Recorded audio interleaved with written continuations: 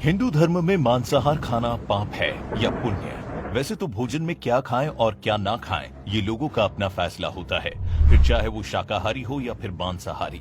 वहीं हिंदू धर्म ग्रंथों में यह भी बताया गया है कि मांसाहार या शाकाहार दोनों प्रकार के भोजन में कौन सा उत्तम माना गया है।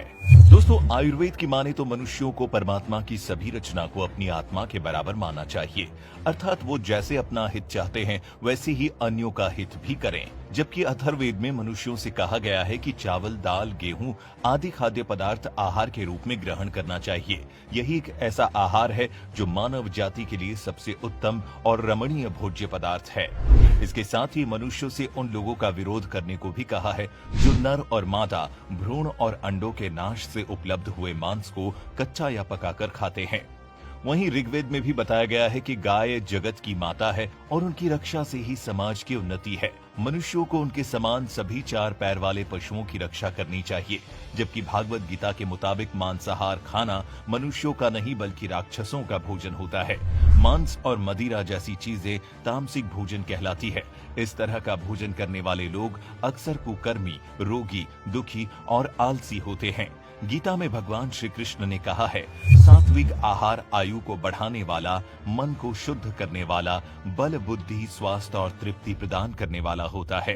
ठीक इसी तरह गरुड़ पुराण से जुड़ी भी एक कथा प्रचलित है। गरुड़ पुराण की इस कथा के अनुसार बचपन में एक दिन भगवान श्री कृष्ण यमुना किनारे एक पेड़ के नीचे बैठकर बांसुरी बजा रहे थे। उसी समय एक डरा हुआ हिरन दौड़ता हुआ आया और उनके पीछे जाकर छुप गया। तब भगवान श्री कृष्ण ने उसके सिर को सहलाते हुए पूछा कि वो इतना डरा हुआ क्यों है। तभी एक शिकारी भी वहां आ पहुंचा, बोला, ये मेरा शिकार है, इसे मुझे दे दो। तब भगवान श्री कृष्ण ने कहा, हर जीवित प्राणी पर सबसे पहले उसका खुद का अधिकार होता है, न कि किसी और का। ये सुनकर शिकारी को और क्रोध आ गया। भगवान श्री कृष्ण ने कहा, किसी भी जीव को मारकर खाना पाप है, और उससे पूछा कि क्या वो पाप का भागी बनना चाहता है। तब शिकारी ने कहा कि वो भगवान श्री कृष्ण जैसा ज्ञानी नहीं है, फिर वो क्या जानूं मांसाहार पुण्य है या पाप। उसने कहा कि वो बस इतना जानता है कि जीव को मारकर खाने में कोई हर्ज नहीं। उसने कहा कि उसने जहां तक सुना है, जीव हत्या तो शास्त्रों में भी बताया गया है। जहां राजा लोग शिकार किया करते थे। ऐसे तमाम तर्क देते हुए शिकारी ने भगवान श्री कृष्ण से कहा, अब आप ही बताइए, मांसाहार पुण्य है या पाप। शिकारी की ऐसी बातें सुनकर भगवान श्री कृष्ण समझ गए कि इसकी बुद्धि मांस खाने के कारण तामसिक हो गई है और उसने सोचने और समझने की बुद्धि भी खो दी है। फिर भी भगवान श्री कृष्ण ने शिकारी को एक कथा सुनाई। श्री कृष्ण ने कहा कि एक बार मगध में अकाल की वजह से अन्न का उत्पादन कम हुआ। राजा सोचने लगा कि अगर इस समस्या का शीघ्र निदान नहीं किया गया तो संरक्षित अनाज कोष भी खत्म हो जाएगा। उसके बाद संकट और भीषण हो जाएगा। इस तमाम समस्या से निपटने के लिए मगध के राजा ने तुरंत राजसभा में अपने सभी मंत्री और सिपाह सलाहकार को बुलाया और सभी से पूछा, राज्य की खाद्य समस्या को सुलझाने के लिए सबसे सस्ती वस्तु क्या है। ये सुनकर सभी मंत्रीगण सोचने लगे।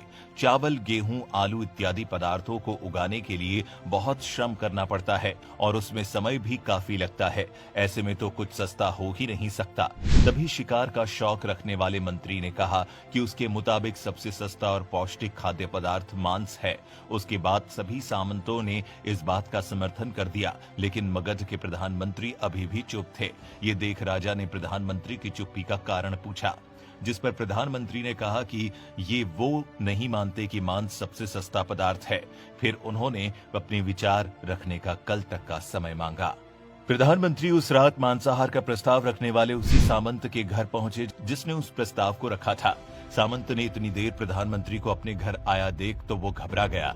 किसी अनिष्ट की आशंका से वो कांप गया। प्रधानमंत्री ने कहा कि संध्या को महाराज बीमार हो गए, उनकी हालत बहुत ही खराब हो गई है। राजवैद्य ने कहा कि किसी शक्तिशाली देह का 2 तोला मांस मिल जाए तो राजा के प्राण बचाए जा सकते हैं। आप महाराज के सबसे निकट हैं, इसके लिए आज जो भी मूल्य लेना चाहें ले सकते हैं। आप कहें तो इस काम के लिए मैं आपको 1 लाख स्वर्ण मुद्राएं भी दे सकता हूं। इसके अलावा एक बड़ी जागीर भी आप मांग सकते हैं। बस आप हाँ कह दें, मैं कटार से आपके हृदय को चीर कर बस 2 तोला मांस निकाल लूंगा। ये सुनकर उस सामंत के चेहरे का रंग फीका पड़ गया। वो सोचने लगा, जब जीवन ही नहीं रहेगा तो लाख स्वर्ण मुद्राओं से मैं क्या करूंगा, और बड़ी जागीर भी किस काम की। अब वो झटपट अंदर भागा और अपनी तिजोरी से 1 लाख स्वर्ण मुद्राएं लेकर आया। मुद्राएं देकर उसने प्रधानमंत्री के पैर पकड़ लिए और गिड़गिड़ाते हुए कहा कि 1 लाख मुद्राओं में अपनी 1 लाख मुद्रा और मिला देता हूं। इस पैसे से आप किसी और के हृदय का मांस खरीद लें, किंतु उसे जाने दें। उसके बाद प्रधानमंत्री ने आगे कहा कि सामंत जी, आपका शरीर से बलिष्ठ है और कद काठी भी महाराज से मिलती है, इसीलिए राजवैद्य ने खास तौर पर आप ही का नाम लिया है। खुद को फंसता हुआ देख सामंत ने अंग वस्त्र और जूते पहन लिए। फिर उसने प्रधानमंत्री से याचना की कि वो इसके योग्य नहीं है। जब प्राण ही नहीं रहेंगे तो प्रधानमंत्री पद का या राजा का सिंहासन भी मिल जाए तो मैं उसका क्या करूंगा। आप चाहें तो मेरा सब कुछ ले लें, पर मुझे छोड़ दें। इतना कहकर वो अपने घोड़े की ओर भागा और घोड़े पर छलांग लगाकर बैठ गया। वो अभी चलने को ही था कि प्रधानमंत्री ने घोड़े की रस्सी पकड़ ली और सामंत से बोला, भागने की जरूरत नहीं है, आप आराम से घर पर ही रहो, मैं किसी और का प्रयास करता हूँ। ये कहकर प्रधानमंत्री वहां से चले गए। उसके बाद मुद्राएं लेकर प्रधानमंत्री बारी बारी से सभी सामंतों के घर पहुंचे और सभी से राजा के लिए हृदय का 2 तोला मांस मांगा, परंतु कोई भी राजी नहीं हुआ। सबने अपने बचाव के लिए प्रधानमंत्री को 1 लाख और 5 लाख मुद्राएं तक दी थी। इस प्रकार प्रधानमंत्री ने एक ही रात को करोड़ों स्वर्ण मुद्राएं जमा कर ली। फिर सुबह होने से पहले ही अपने महल में पहुंच गया। अगली सुबह राजसभा में सभी सामंत समय से पहले ही पहुंच गए। सभी ये जानने को बेचैन थे कि राजा का स्वास्थ्य कैसा है, लेकिन कोई भी किसी को रात की बात नहीं बता रहे थे। थोड़ी देर बाद राजा सभा में अपनी चिर परिचित अंदाज में आए और सिंहासन पर आकर बैठ गए। सभी सामंतों ने देखा कि कहीं से भी राजा उन्हें अस्वस्थ नहीं लगे। उन्हें तो कुछ हुआ ही नहीं था।